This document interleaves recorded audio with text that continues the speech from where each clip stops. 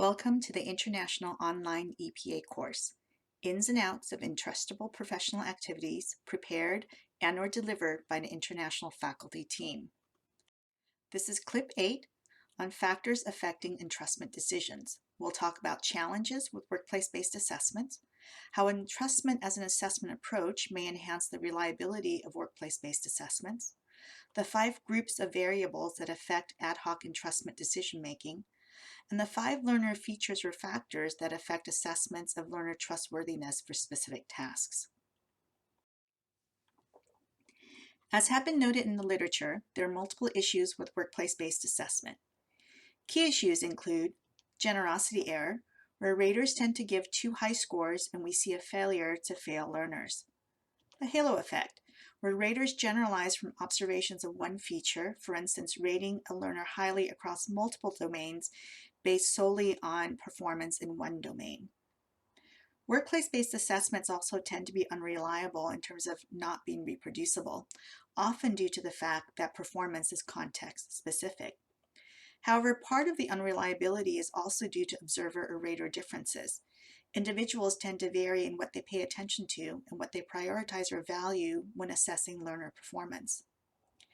Exacerbating the variation in rater difference is that standards for performance assessment are typically unclear. Often there are no standards, and when there are standards, little training is often provided. In this context, then, individual raters use different mental models or standards in their ratings.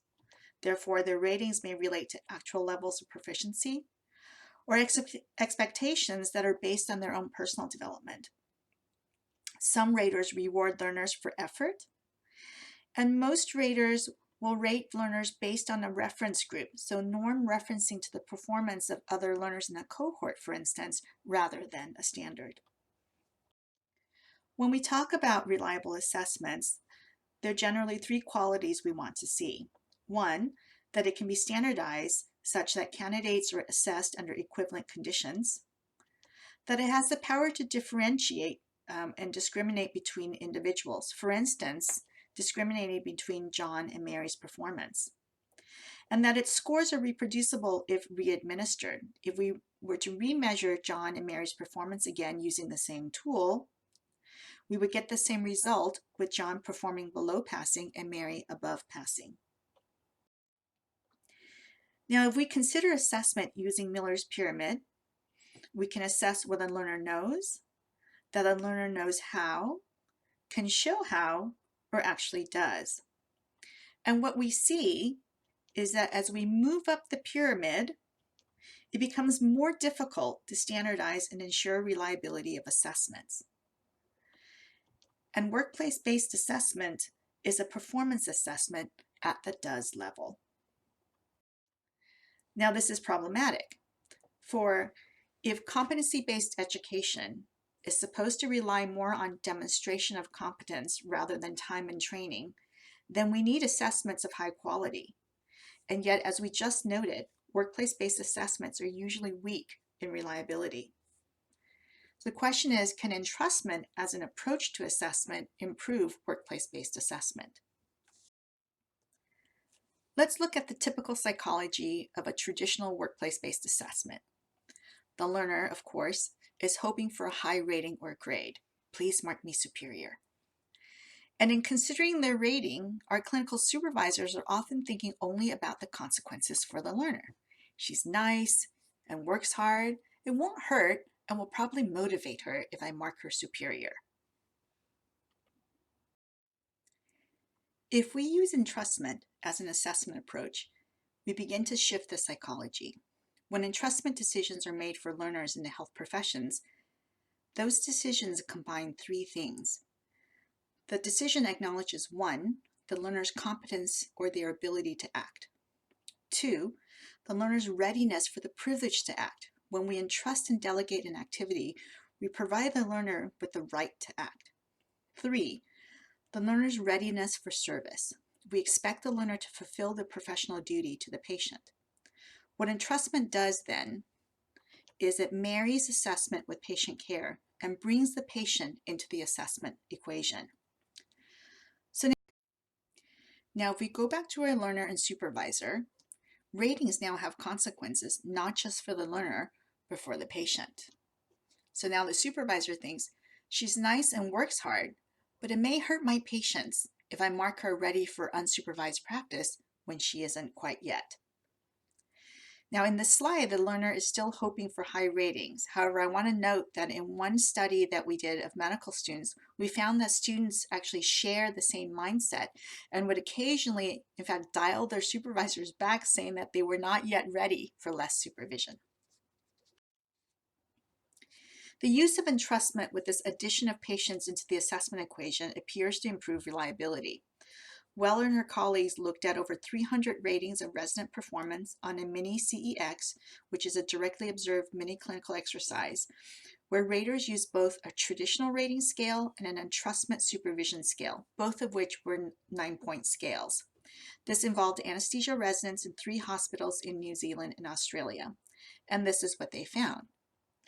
With traditional rating scale, only 9% of the variance in the scores were due to the learner.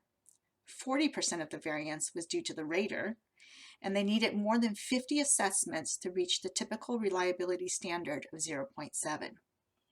However, when they used the entrustment supervision scale, they were able to double the variance due to the learner, almost cut the variance due to the rater in half, and only needed 6 assessments to reach the reliability standard.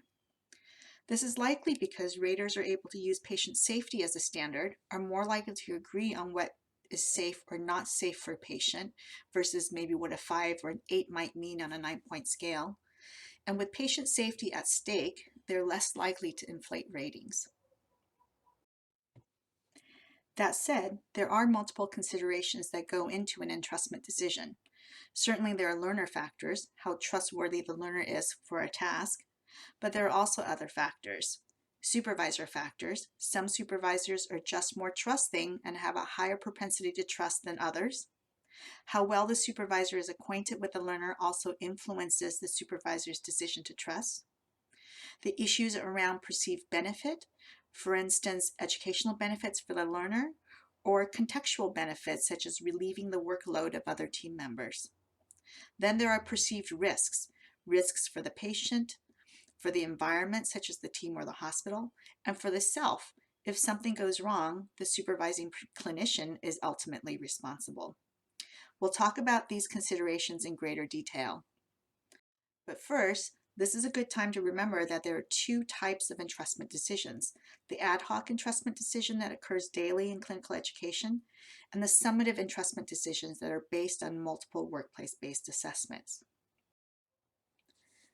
When we look at the ad hoc entrustment decisions that clinical supervisors make on a case-by-case and daily basis, the "shall I trust this learner to provide care to this patient" question, we find that there are 5 groups of variables that affect these decisions. These variables are related to the learner, the supervisor, the task, the supervisor-learner relationship, and the context. Learner variables include 5 different learner factors or features for entrustment, which we'll discuss more in the next slide, and the learner's learning need. Supervisor variables include the clinical experience and ability of the supervisor, their trust propensity, and their supervisory experience. Task variables include the difficulty of the task and the risks involved, both inherent in the task itself and in relation to this particular patient.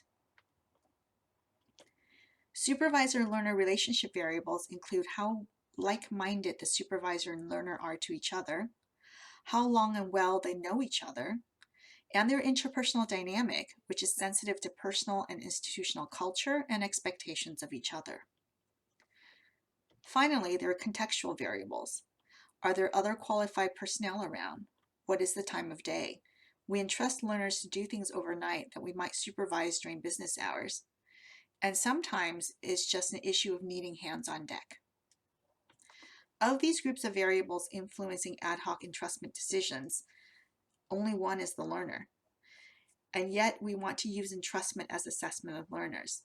And this is where, if we're careful about sampling across multiple supervisors who have different relationships with learners and across contexts, the data we then have for summative decision making can help us focus in on the learner and the task.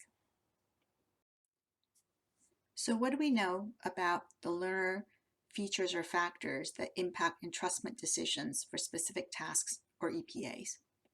From multiple studies looking at when or how supervisors make decisions to entrust learners with tasks, we were able to pull out 5 key factors. The first is capability, the learner's knowledge, skills, and experience with the task, as well as a sense of situational awareness. This is consistent with our typical workplace assessments of learner performance. However, in entrustment of patient care activities where consequences for patients have to be considered, the next 4 factors really come into play. Reliability, whether the learner is conscientious, predictable in terms of consistent performance regardless of good or bad days, accountable, do they do what they say they will do, and whether they're responsible. Integrity, is the learner truthful? Does the learner admit when they've forgotten to check the labs versus just say that the labs were all normal? Is he or she benevolent in having the best interest of the patient at heart and behaves in a patient-centered fashion? Humility, does the learner recognize their limits? Are they willing to ask for help? And are they receptive to feedback? And are they willing to learn from others on the interprofessional healthcare team? Agency, is the learner proactive towards their work, the team, and thinking about patient safety and in their own personal development? Now, when we take the first letter of each of these factors and rearrange them, we get the acronym A-RICH, which can help us remember that weighing all of these factors is required for making a rich entrustment decision. So to wrap up, competency-based education necessitates quality workplace-based assessments. Workplace-based assessments, though, are challenged by multiple issues. However, entrustment as an assessment approach may help improve workplace-based assessments by addressing many of these issues.